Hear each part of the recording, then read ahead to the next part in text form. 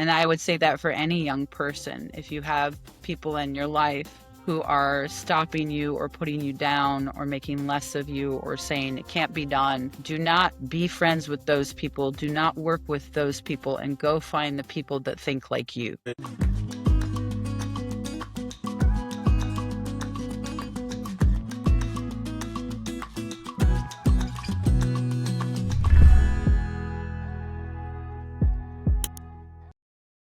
Hello, Ryan. How are you doing today? Hello. Thanks for having me. It's honestly an honor having you on the Curious Tycoon podcast today. Tell us a little bit about yourself. Well, I was born and raised in Wisconsin in the United States. And then I had a fun childhood where I was always outside and imagining and adventure. And then at the age of 18, I went out to Los Angeles to go to the University of Southern California, where I studied film and theater. And then from there, I built my life and my career, and it's all been straight up and vertical since then. Not really. Lots of ups and downs. It's been an adventure, let me say that. I feel like I've already lived 3 lifetimes. Yeah, that's just life, isn't it? Let's talk about how you got into the creative sector. Like, what was it that really spurred you into sort of, calling yourself a creative? What was it? What was the moment? I mean, I think my whole life I loved art and aesthetics, and I was a big fan of movies. We owned a lot of movies. I watched movies. I would go out into the woods and I'd pretend and I'd play. And I think that was a wonderful thing to have as a child, no TV, no internet. That wasn't around when I was a kid. So I had my imagination, nature, and my neighbors and my friends. And I've always just loved being creative. So, when I was in high school, I finally decided to take the leap and audition for a play, which I did, and I got a part in it. And I think once I was on stage and doing lines and creating, that was just sort of it for me. I knew that that's where I wanted to be. I wanted to be an actor. I wanted to do theater, and I wanted to do movies. I found my passion pretty early, because I was only 13 when that happened. So I was lucky in that way, Yeah, awesome. It's great that someone can really find their passion at that age, because trust me, a lot of people don't actually find that spark until maybe 20s or even 30s. Some people start even, as late as 40s. So that's awesome. Yeah, you started, let's talk about the career, your invention and storytelling. You started as an actress, 19. So what made you pivot to directing, producing, and then eventually running your own creative agency? Well, I think for me, so I went to LA when I was 18. I started to go to school, and that was a pretty intensive program in general. And then when I was 19, I ended up finding an acting manager in Los Angeles, and then I started pretty quickly to work professionally in the industry. And I got to work with some really cool people right away. I got to work with some greats I did a commercial once with Vilmos Zsigmond, who was a known cinematographer and worked with people like Spielberg, right? And he was wonderful, and he taught me about lighting, and he taught me about how to hit my mark. And then I got to work with John Travolta on another project, and that was amazing to observe him. And then I got to do some CBS TV shows, and I got to work with people like Dennis Farina, and he was from Chicago, which isn't far from where I grew up. So I spent a lot of time basically on set, and then at the same time I was doing plays at school. And I guess, for me, being a creative and then moving into filmmaking and screenwriting and directing and producing, which I do now, I was always sort of doing that a little bit of time as I was in school and as I was acting. I didn't know that that's what I was doing, right? Like, I didn't realize that that's what I was doing, but I started to write more, and I started to shoot little short films and different concepts. And then I produced a play, and I was always doing something to create in that way. But I didn't really take on the mantle or say, okay, this is really what I do. I'm really a filmmaker and I'm really a screenwriter, until probably I was about 26 or 27. And then I was like, you know what? After observing everybody in the industry and sort of seeing who was successful and who wasn't, and who had made it and who hadn't, they were all producing their own material, literally one for one. They were all actively producing their material, going out and finding financing for their material, and making their projects happen. It was never like somebody was doing really well in the industry who was just sort of acting, right? It was the Mhm. big guys were always the ones who were literally writing screenplays and getting their projects across the finish line and producing their own stuff. So I, from that sort of observation and then realizing, oh, that's how they do what they do. Like that's how they are where they are, right? I had to learn that. So I started to make that shift. And then, the agency work, I've been doing that on and off as a director and a producer for 20 plus years. That's just a natural thing in Los Angeles. There's always projects happening and something going on. So I would connect up with creative agencies and I would do commercials, or I would do product photography shoots, or fun little social media kind of something or whatever. So that's been ongoing, but then it really has been more recently that I've taken on that mantle in a more, in-depth way. And it's really been like the last 5 years that I've like, you know what? I do a lot Yeah, of you were agency work, experiencing right? the agency. Yeah. So that's quite interesting. Really nice. Let's talk about one of your works, I believe. Max and Julie go on a road trip. How did that come to life? Well, it was 2018, and I was sort of looking at next steps for myself as a filmmaker. And I wanted really to start my own production company. That's what I wanted to do. I was like, okay, I'm not going to now just keep working for other people. I want to start working for myself. So I started my own production company. And then in 2019, we shot Mags and Julie Go on a Road Trip. And I actually shot that film in my home state of Wisconsin because I was like, this is an appropriate, it's comedy, it's road trip comedy. I knew I could pull it off there. So, like, literally within a few months of starting the company, we started shooting Mags and Julie. And then COVID hit a few months later after we had, shot the film. And I was like, oh no, this is weird.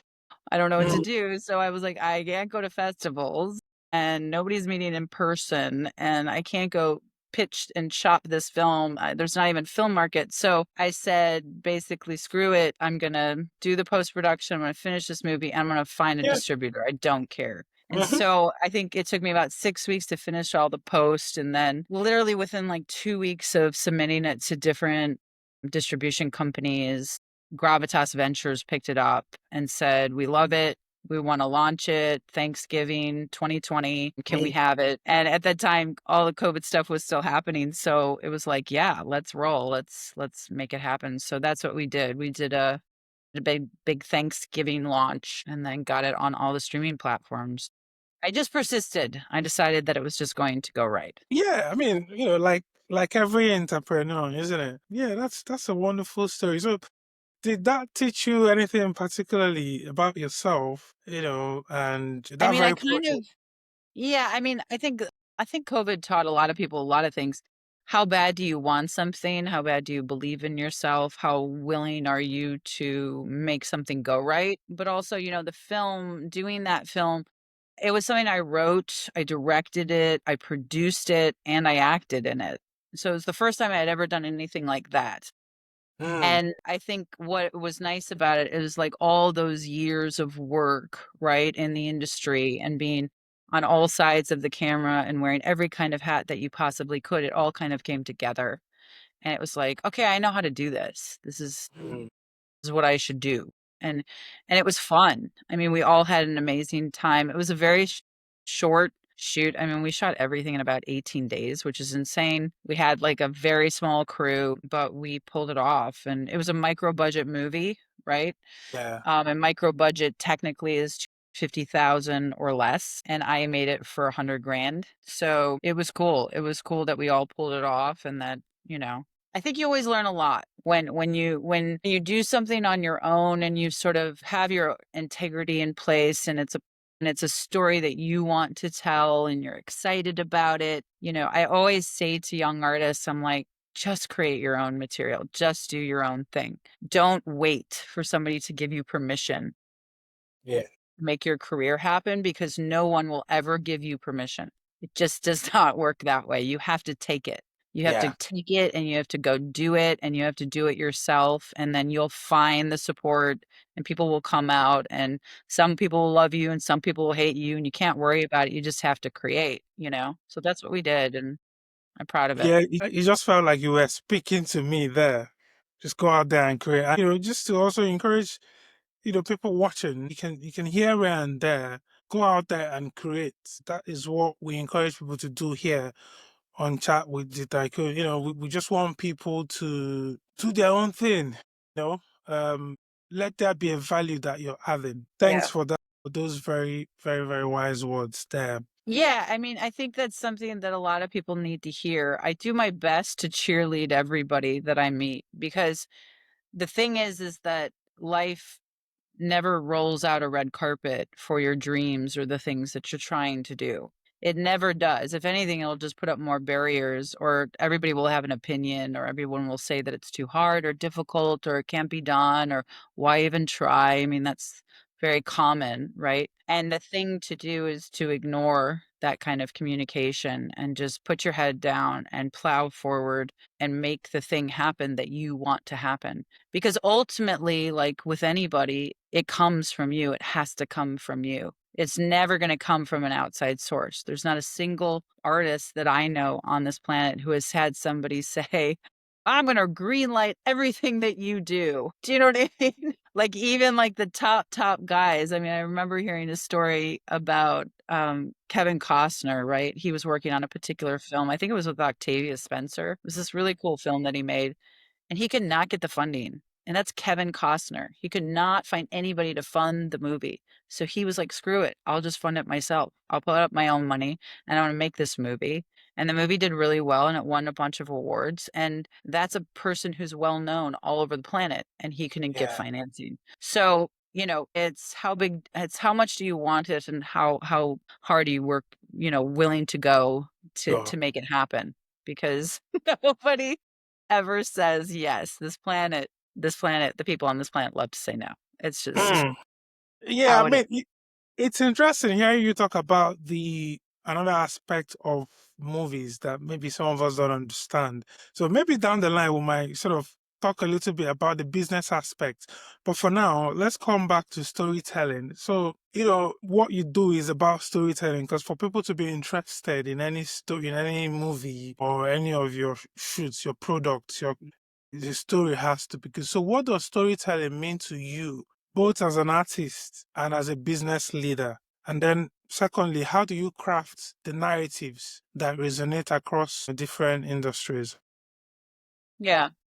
Well, I mean, what's funny about that is that everything that I do has to do with storytelling, right? So even all the content that I create or the commercials that I produce and direct for our agency or whatever. Like we just won 2 Telly Awards for a commercial that we did last year. We took this very simple product and we carved out this really fun story around it and made it retro and like 1950s been like I Yeah. Dream of Jeannie kind of thing. The product was pretty boring. And we were like, you know what? Let's make this fun and just do something fun and make it poppy and just tell a great story.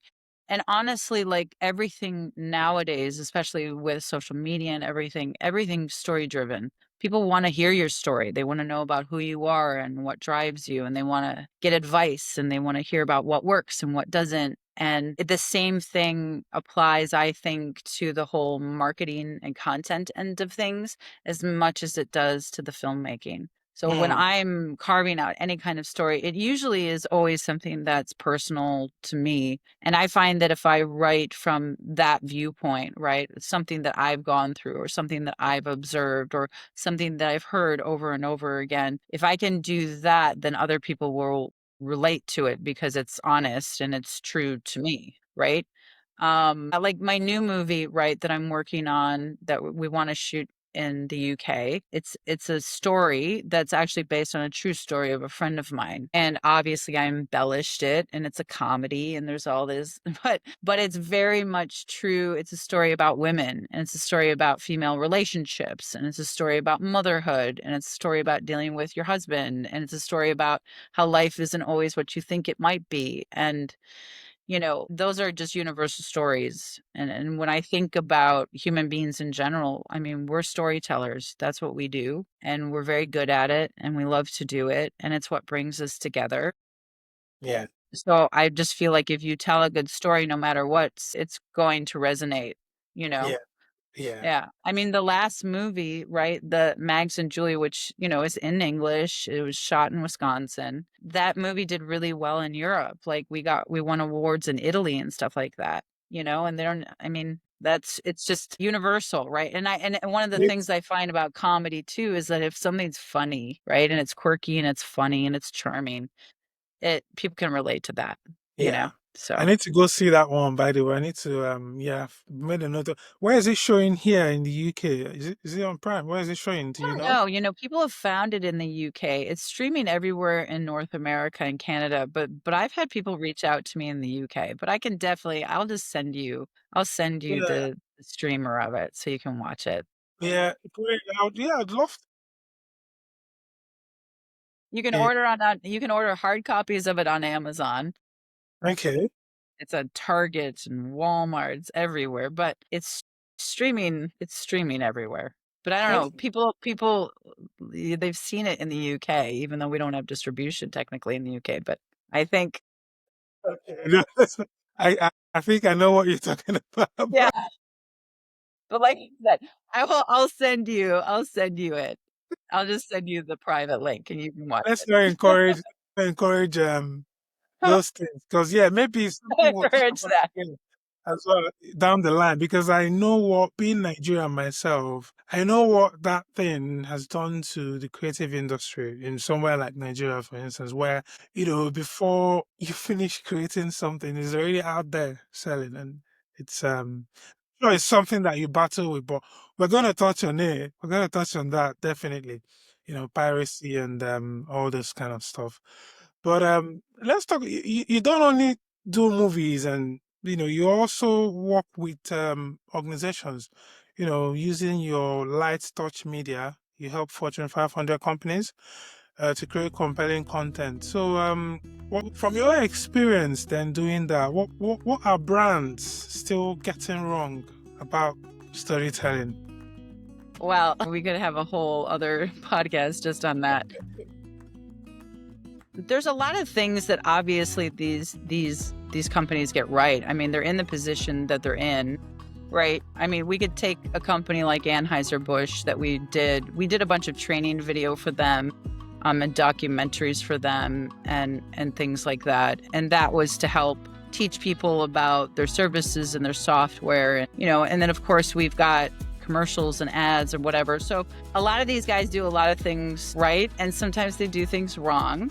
I think sometimes they miss the component of communication, of good communication, right? And I don't know if you've ever had this experience, but if you've ever watched a commercial, right? And like the visuals are really great and Yeah. you're like, oh, wow, it's such a beautiful girl. And then all of a sudden you have no idea what they were selling. You couldn't tell anybody for the life of you what product it was that they were selling. That is a pretty typical thing. And I observe that all the time in Los Angeles, and I still see it now. And that just misses the mark to me. Like the point of any kind of advertisement, obviously you want to create interest and all of that, but you also want to sell product. The person to know exactly what product it is that they're selling, and you want them to feel like they need it, right? You want them to watch and to go, oh, I need that. I don't know what I have to do, but whatever I have to do, I've got to get that thing. I got to go out right now, go to the store and go get it. That's it. So sometimes that gets missed because, they might go with an agency that's very cool and they want to make cool product and it like looks pretty, but then you don't even know what it was. So that misses the mark. And then there are other companies, mid-sized companies or wherever, they're just not keeping up with the times at all. That's also a big, big issue. We see that in manufacturing, banking, financing, IT. We see a lot of companies that are kind of 20 years ago, and they're still just sort of relying on their website and then other traditional methods to sort of get the word out about their product, but they're not spending the time to create new content that can be seen online and can be seen on social media, right? Because like more and more, like, I mean, people are using TikTok now to like find a local plumber, right? Yeah. That's crazy. That's crazy. So they just have to keep up with the times. Otherwise, they're going to sort of be left in the dark, right? And become like, old school, too old for the new school. So that's a big issue that we find. So when we meet with companies, we try to really just see, okay, where are the holes, carve out the strategy and go, okay, we filled this hole and we filled this hole and we filled this hole, and then modernize them, because modernization is really important, especially with AI coming. It's like you got to get with it, right? You just have to get with it. There's something I'm going to ask you. You mentioned a company that did an ad. You know about that ad because obviously that was really controversial. The company mentioned Anheuser-Busch. And, that ad, it caused a lot of problem. People like Kid Rock, all these people were like, oh, we're not going to, this product, we're not going to use. So the question is, it might not be the question you're expecting me to ask, but because it's something that I said all the time in media and branding and this and that. Is every publicity good publicity, or is it that very ad I'm talking about? What are your thoughts about that kind of stuff? Or were you even involved? Because you said you've worked with them. Were you involved with that ad? And No, we what didn't are do your that at thoughts of all. stuff like that? I know too much about it, so I can't really say a Yeah. ton about it because I know which agency did it and I know what coast they were on. Yeah. But that's a great example, and this is something that we don't do at our agency. So again, we're talking about this concept of cool factor, or wanting to use influencers or whatever it might be. It's not understanding who your target audience is. Yeah. Right? It's completely not understanding your audience. And this is a problem that a lot of brands can deal with, right? Like America's big, right? It's a huge country. And lots of times the middle of America gets forgotten. Now, I'm from the middle of America originally, and it's something I know, and I've driven and traveled all over the United States. And I can tell you that the South is very different from people in North Dakota, and people in Oregon are very different than people in Nebraska, and people on New York are super different than people in Florida, right? Yeah. But when you're dealing with any kind of brand or any kind of marketing or understanding who you are, you have to understand who your target audience is. Who is your audience? And then you speak to that audience. You don't go outside of that audience and try to reinvent it, right? Because when a company is in power, right? Like that company, right? They're in power. I mean, they're known worldwide. They sell a massive amount of product. You do not change anything. Yeah. As actually the condition would be not to change anything. You would keep doing the things that were successful, right? And a good agency would come in and go, great, sales are up, the stats are going up. We don't change anything. We just do the same kind of thing that has always been done because that's the thing that got that company into power, Yeah. right? Because you want it to stay in power. So you just do the same thing. Like, why would you touch anything? You would do the same kind of marketing, you would do the same kind of promotion. And they're like, especially with that one, it was like ladies in bikinis and horses and like, trucks and like old school people, like people who are in the middle of America. That's who your target audience is. You don't go outside that scope. You don't. And that's true with any company. It would be like going to a company that made scientific equipment and all of a sudden trying to talk to people on TikTok who are 15. That wouldn't make any sense, right? If you're making scientific equipment, you're going to be talking to other B2B companies and you're going to be Yeah. talking to scientists, That will use, yeah, that right? will use So you product. have your target audience is scientists. You don't need to go on Instagram or TikTok and find an influencer to promote your product. You need to make educational video and you need to talk about how cool your product is, and you have to communicate from the viewpoint of a scientist who might use that product. That's a differentiating factor, and it's a lot of things that agencies get wrong because they think they I don't know, it's a funny thing. They think they're cool or they're trying to be more modern or I don't know what it is, but, like, when a brand is good, you do exactly the same thing that What? got it into that condition. Yeah. I mean, yeah, I don't want us to go into this can be a whole different podcast, but I know, going we into the could political yeah, aspects yeah. of that guy that was involved with the video and all that, but I'm not going to go into all that because even YouTube might not be happy with me as well for going into all that. And yeah, it's a whole different conversation.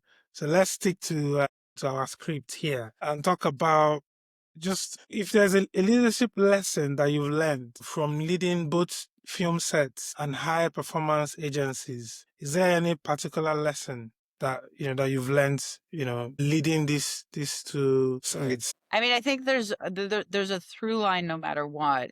It's having a really clear concept of what you're trying to do and what you're trying to accomplish, no matter what, right? And that comes down to good administration and policy that you write up about what you're trying to do as a company or what you're trying even to do on a film set. I mean, the last movie that I shot, I sat everybody down and we got very specific about what we were trying to do, what we were trying to accomplish. I got really specific about the rules on set. Like I'm not rigid, but I'm specific. I'm like, you no drugs on set and you don't stay up till 4 a.m. and then come exhausted and whatever to the set the next day and eat well. And we're going to have healthy food and work really hard and have a great attitude and be respectful of people. And everybody's a different race and creed here. And so don't talk about religion and just, Mm, don't be a bigot and just be a nice human being.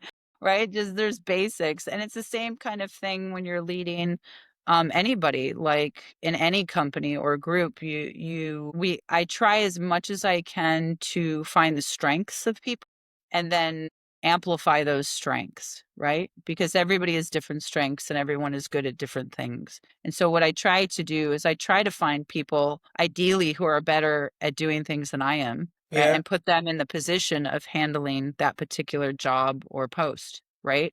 And then if I surround myself with people who are better than me, then it all gets better, right? It all Yeah. is better. Yeah. It's pretty simple, And really. that's what makes a good entrepreneur, isn't it? Like you were talking in the beginning, you mentioned in the beginning there, because you can't know it all. So it's about finding the people that can assist you do areas that, yeah. So Yeah. that's good. Thanks. Yeah. Yeah, and you don't wanna have to do it all either because that's exhausting, right? Yeah. You Yeah. wanna be able to have really good talented people around you and then be able to hand it over to them and say, "Great, you do this and go kick butt," right? Like, Yeah.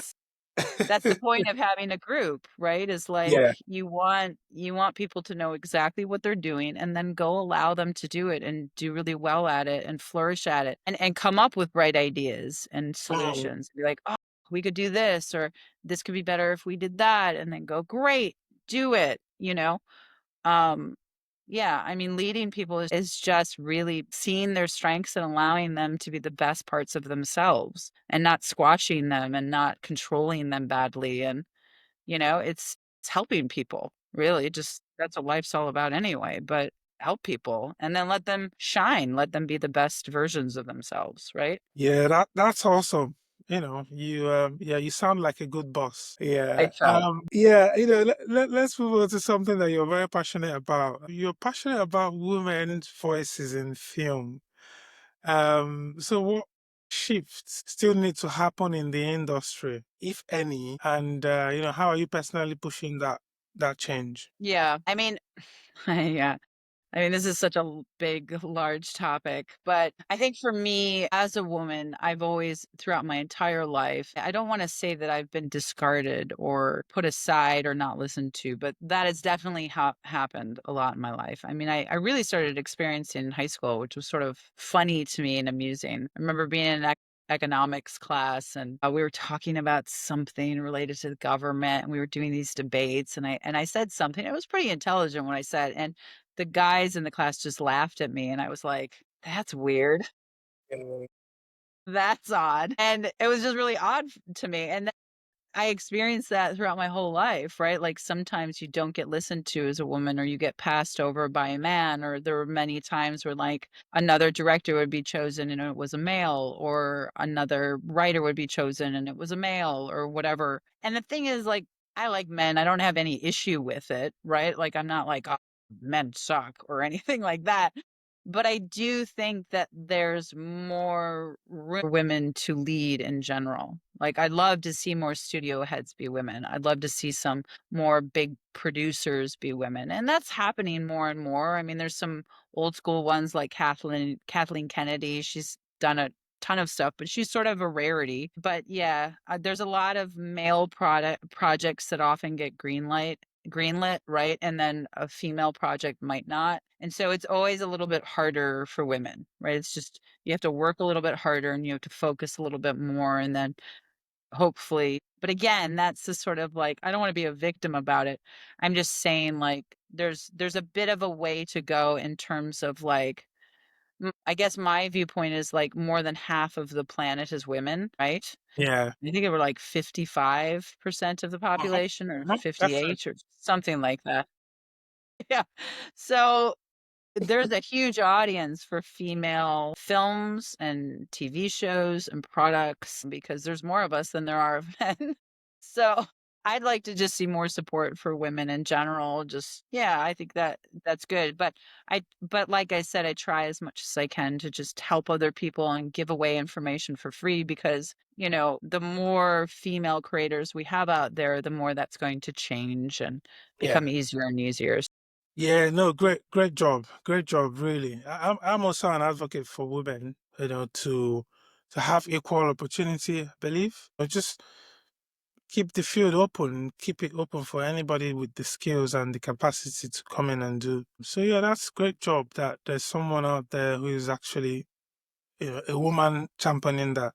That is what we want to see. Yeah, and it's 2025, and here's the deal, like, I'm a mom, and I think that's also one of the most important jobs on the planet. I think sometimes we don't need as many women in the professional fields if we can have more moms at home raising kids and because kids are important and families are important and we need that too.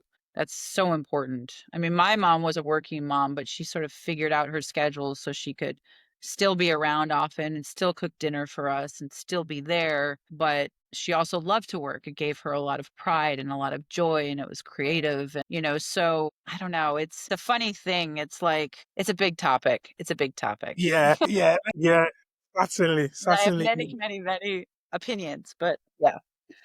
Yeah, so let's give an advice here to any young female filmmakers that's trying to break in. Sometime advice would you give them without relying on the ones that are not trying to rely on traditional studio systems, and what Yeah. advice would you give them? Well, first, I would say it is so much easier now to make a movie than it used to be. I mean, when I first started in the industry, I was 19 years old. At that time, the cameras were still using film and sound equipment was still using like reel to reel sound like tape, right? Like that was a thing and it was expensive. It was expensive to transfer that film and develop that film and match up that film and edit that film and add the sound to that film. It was a lot of money. Cameras were expensive, lighting was expensive. It was really expensive. I mean, I remember the first short that I shot, I think it was like 20 years old, and we used film, right? Because that's what you could use because, video cameras at the time were really bad, right? And it just didn't look good.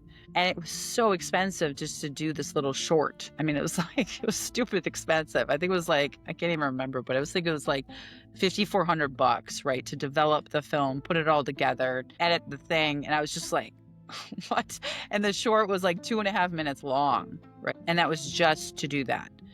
Number one, it's incredibly cheap now to shoot because we have digital and cameras are so amazing and you can find really good lighting equipment and you can put things together very cheaply by asking friends for favors and finding locations for free and getting together talented people and saying, hey, be in this thing with me and get paid later if you want. Like it's really easy to create, right? In Mhm. general. It's really easy and it doesn't cost a lot of money. And as long as you have those basic things in place, it's not a lot of money. Obviously, there's different avenues you can go and but teach yourself about film and teach yourself about acting and read books like Save the Cat, which is a great book to sort of structure screenplays and stuff like that. And then, like I said, just go out and start shooting. Just like do a little short, a 10-minute short, and then start editing and see how that works. And because the more you do every aspect of it, the better and better you'll get. You've got to just go create and then, figure out a feature if you want. I mean, I'm putting together a micro budget online course and I'm going to be launching that hopefully in the next few months. Like I'm busy, but I'm going to try to launch that. But I want people to walk away from that being able to like do a movie, right? Oh, I can do a movie. I don't have to spend a fortune. I can go make a movie. And the thing is like there's so many avenues to now where you can put your content. Yeah, Like, yeah. even if you don't get it distributed, right? Even if it doesn't go to streaming or you can't get a theater run, you can put it on YouTube On and you YouTube. can Yeah, create a website for it and you can make people pay for it and you can fund the next movie from the first movie. And there's just endless opportunity in which you can mm, share your products. So just go create. Don't yeah. wait.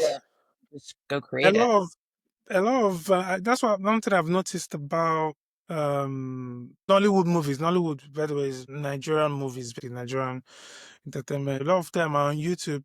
They shoot and then they put it on YouTube, and they've got really nice views. You see some of them 50 something million, 60 million, 70 million views, and that's a lot of YouTube revenue as well. So Exactly. yeah, just to your point there, it's awesome. I think you've just mentioned there making money with small budget films, and it looks like you're championing independent filmmaking. So, what is your take then on indie filmmaking in this streaming era? I would love to see like a renaissance, right? Similar to like, I mean, it was in the 70s and then the 90s where independent film really did well. And so if you look at the history, like there was Scorsese and Coppola and these guys in the 70s who were sort of like doing their own thing and figuring it out on their by themselves. And they were doing a lot of things outside the studio system. Now they don't, but they did at the time. And in the there was similar things happening there. There was just lots of independent filmmakers, right, who were going and creating really fun movies and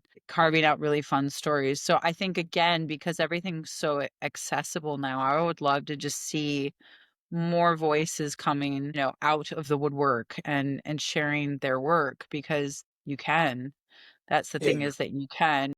I see it a little bit. I mean, there are issues now with Hollywood and the Hollywood system and the studio system. There's so much pressure to make money back, and you don't have the back end money anymore because you used to have the option of, you could sell the DVD or you could sell a hard copy of the movie too, right? Like you didn't just have to make it all up in the theater, right? Or Yeah. from streaming platforms, right? We don't really have that as an option anymore. Mm. But I think in a way, because there are all these options in which you can share your material, I'd love to just see more people creating quirky, funny, great stories and just Mm. not caring and sort of operating outside of the studio system and just getting it out there. Because a lot of the people that did in the 70s and the 90s or even early 2000s, now they have bigger budgets and they have support, but I'd like to see more really fun character driven movies again, Yeah. and less superhero movies and more. Yeah. I mean, I Not believe that I there's don't like that. I love all that and it's super fun and it's crazy that people can even do that and it's amazing to watch, but I really love wonderful, intimate, character driven stories. I really and quirky comedies, mm, more good comedy that's clean comedy.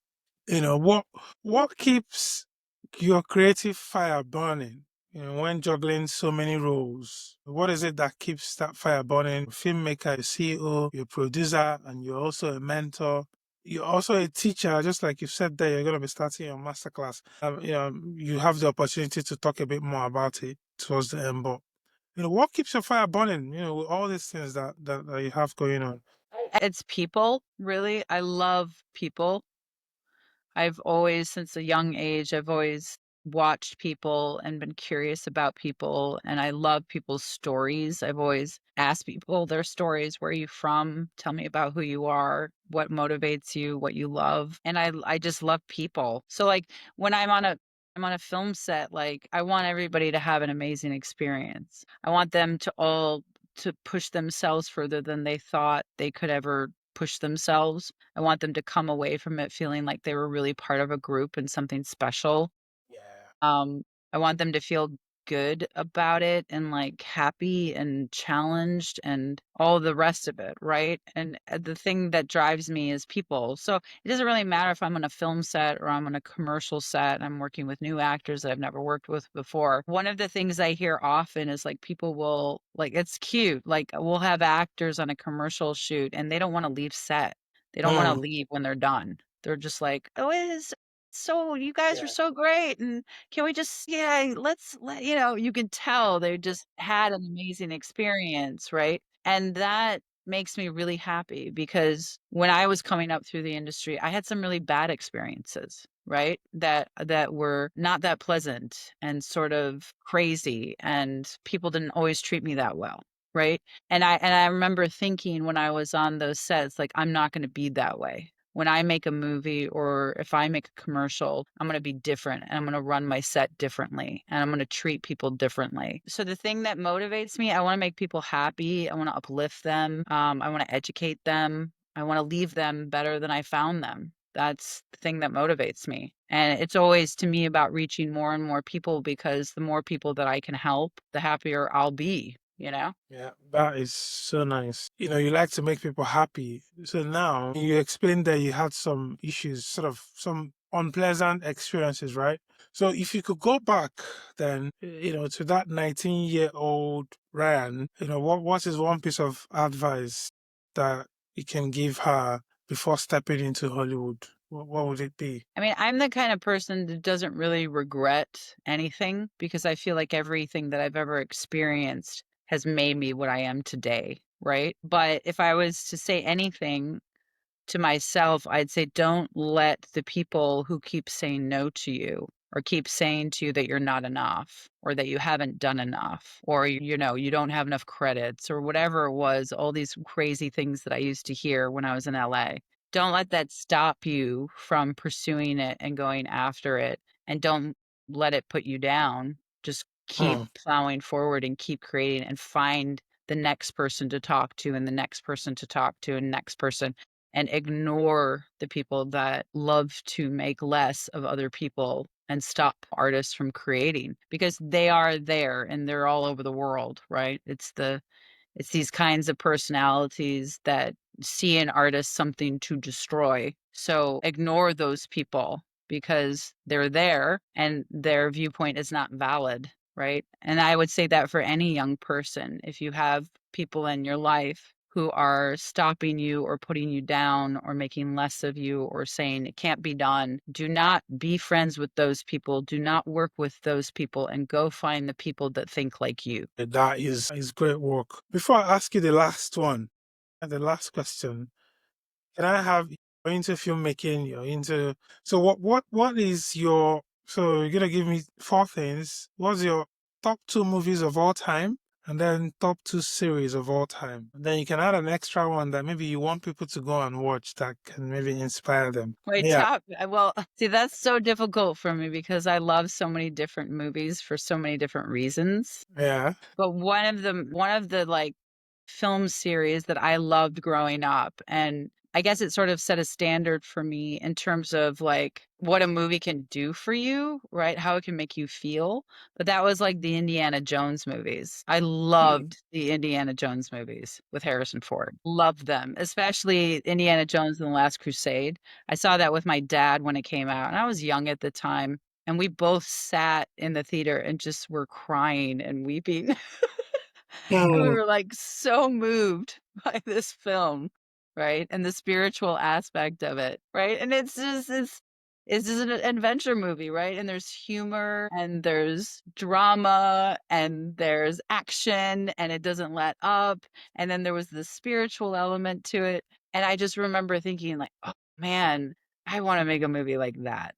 I wanna make a movie that just takes you all over, right? The emotional scale, right? And you're all over the place. You're like, oh my God, what's going to happen? The Nazis or whatever. So I love those movies so much. And then I remember seeing there was two other movies when I was younger. There was a movie called Yentl with Barbara Streisand. And that was for some reason, again, I was really young when I saw that. And I was really moved by the fact that there was this woman who wanted to study, right? She was this Jewish woman who wanted to study. And at the time she couldn't because she was a woman. And so she pretended that she was a man so she could go study, right? Mm, And learn knowledge. And there was something about that that just really got me. And Barbara Streisand was so good in that. And she's yeah. such a good actress. If you watch some of her old movies, you're going to know what I mean, but she was completely different than the other actors at the time, right? In the 60s and stuff, like totally different.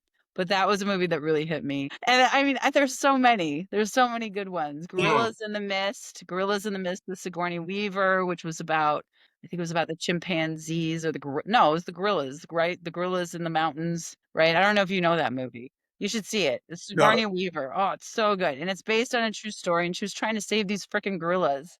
I don't know. There's so many, man. And I think, and then sci-fi. I'm a huge fan of sci-fi. So I loved E.T. 2001. I love sci-fi. I'm a huge, huge fan. I've actually written a lot of sci-fi scripts, but any good sci-fi is really fun. And I'd love to Also, see more adventurous, funny sci-fi. You know what I mean? I really like J.J. Abrams. He did the two Star Trek movies, the more recent ones. Those were great movies too. Really good yeah, movies, really fun. And yeah, then yes. anything with Tom Cruise, like Mission Impossible, I'm excited to go see his new Mission Impossible because Yeah, I was just talking he about, did. that's right. I was just talking about that with my friend even. Yeah, we're gonna go Yeah. see that maybe Yeah, this week. he's another great example of like he takes you all over the place in a movie. Yeah, Like you're crying, you're oh my God, and then it's funny. And then he's yeah. very smart about putting in humor. I think you always have to have humorous stuff in a movie to break up the insanity. And then the Mm, stuff that he does, I get blown away by him. To me, he's like surpassed Charlie Chaplin and Buster Keaton. All those guys used to do all their own stunts and they did all their own. He has completely surpassed them at this point. mm, I get blown away by the stuff that he's able to do. yeah, yeah. The guy is awesome. The guy is awesome. Great. Mind-blowing. Yeah. Yeah, and he's keeping cinema alive too. Like he's Yeah, packing theaters with his movies. He's trying to keep it alive. It's a great art form. It's really fun. I mean, it's funny. My movie, right, Mags and Julie is streaming, right? So we never got a chance to see it in theaters, right? Because it went right to the home, oh, right? okay. And so I finally did a premiere of it, right? About a year after it was already streaming. I'm like, but I'm going to do a premiere. And we finally got to see it in a theater with live people. And it was a completely different experience because as you know, with comedy, like you want to see it with people around you because Yeah, everybody laughs and that one person laughs and it starts a chain reaction and then everybody's laughing so movies should be seen, with a live yeah. audience. I love those live theater performances. I love them because they are real. You can see them, and yeah, I really do enjoy those a lot. Yeah. Yeah, thanks for giving us some of your best movies and series. And to our last question now, before you tell us what projects that you have. So you've worked with some incredible talent and brands. What has been the most surprising, like, pinch me moment so far for you? And you can add things about the business aspects as well of the industry because I realize we didn't actually sort of touch on those. So what's the most surprising moments where you're like, Well, I mean, that's an interesting thing. I think a lot of the time I move so fast and I go so hard that I don't always take a moment to appreciate what's happening at the time. You mm, know what I mean? But I would say in my career, I've worked with some really talented actors, and actresses. And then sometimes I haven't been aware always, like, especially when I was younger, I didn't always know who I was working with. Like, I'm talking about Vilmos Zsigmond, right? Like, he was a huge cinematographer, like, huge, right? Work with the greats, and we were just chatting, have a conversation. And I had no idea who he was, right? So I didn't really realize how amazing that was until after the fact. Yeah. But, like, winning Telly Awards and stuff for some of the work that I've done with the creative agency work, that's been really neat and really satisfying because I've been able to take those skills from the filmmaking world and apply it to marketing and branding and big companies. That's been incredible. And then, I remember years ago I was at Comic-Con and I was standing in an elevator and I was literally standing next to the guy who was R2D2 and Chewbacca in Star Wars. And that was another moment. And they're British guys, by the way. You're in London. They're Mm, British, right? And so they're chatting to each other. And I'm looking behind myself, and the guy, Chewbacca's freaking tall, the guy who played Chewbacca. He's a tall dude, right? And I'm like, God, that guy's really tall, yeah. right? And then and we were all sort of joking and chatting. Again, I didn't know who these people were, right? I had no idea. So I was just having a conversation with them and, shooting the shit, as we say in the States. And then I walked off the elevator and somebody turns to me and they go, "Do you know who that was?" And I was like, "No, I don't." Who was that? And they told me. So there's moments like that too, like when you're in the industry and you've got people around, you've got these amazing, talented people around you. Yeah. Yeah, it happened all the time. So it's a charmed, fun life, I think the thing that you see the most is that, everybody's pretty normal, you know? Yeah. Like they say celebrities and everybody are just like you. That's true. So true. So true. Yeah. Yeah. Yeah, absolutely. Nice. I mean, this is your turn, right? Is there sort of anything that you have coming up? What are the projects that you have coming up that you want to share or you want people to know? Is there like, your masterclass as well? You can talk about it now. This is the Okay, opportunity. great. Yeah, I mean, we're like I said, we've got a UK comedy that we're working on. We're so close, almost across the finish line. That's going to be exciting. And then when that happens, I'll be in the UK and promoting that, and we'll have all kinds of fun people on board. And then there's going to be a micro budget online course that I'm going to get across the finish line and offer to people, and they'll be able to buy that online and hopefully walk away from that and go make some movies. That's what we want. We want hundreds of talented people, any age, to go out and make movies because by the time they do that course, they should be able to. And then with our agency, we're always looking for really amazing companies that we can partner with to help them build out strategy and content that takes them to the next level and helps them survive and thrive. We've got a viewpoint that when a company does well, society does well, right? Mm, Because it means that you're hiring local people and then the community does better and then families do better and then kids do better. And so, I come from a background, my grandfather started a manufacturing company in 1945 in Wisconsin. And then my father ended up taking it over. It's a family company. And I saw what it took to make a company go. And it is no joke. It is no joke. But, my grandfather and my father helped hundreds and hundreds of people in their life, right? And helped those families and paid for their health insurance and made this little town in Wisconsin do well and consistently hired, 35 to 40 people at any given time. And they made enough income to support their whole families. I think companies are really important, and I think business and entrepreneurship is really important. So we've got a philosophy at Light Touch Media Group that we want to help 100 companies reach their next level and take them to the next level and help them modernize, because everybody deserves that. And again, the more they survive, the more we all thrive. Yeah. awesome. I like that. I like the way you ended that there. And that's awesome. The more they survive, the more we all try. That's absolutely, absolutely true. Ryan, thank you so much for bringing your full, fierce, and fearless self to this conversation.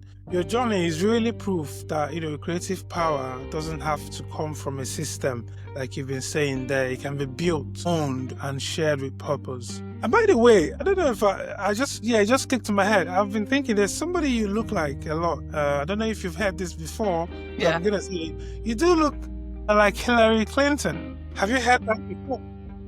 Yeah, people have said that. It's weird, over my life, I've been compared to all kinds of different people. It's weird.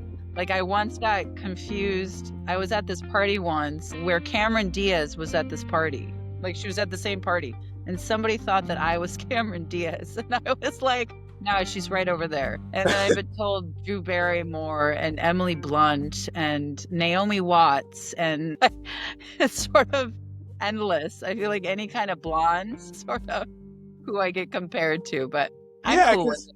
I can see the resemblance as well with Cameron as well. Yeah, yeah. I know she's one of my favorite actresses. That's great. Right. So, guys, for more on Ryan's work, check out her agency at lighttouchmg.com. Is that correct? And Yeah, and also, you can go to Expert Creative Help. That's another one of our sort of links, but it's called Expert Creative Help, and that goes to our agency site. Yeah. great, great. And obviously, I'm gonna put all those links in the description below when you share them with me. Ryan, check out also the film, her film, Max and Julie Go on a Road Trip. You can check it out at maxandjulie.com.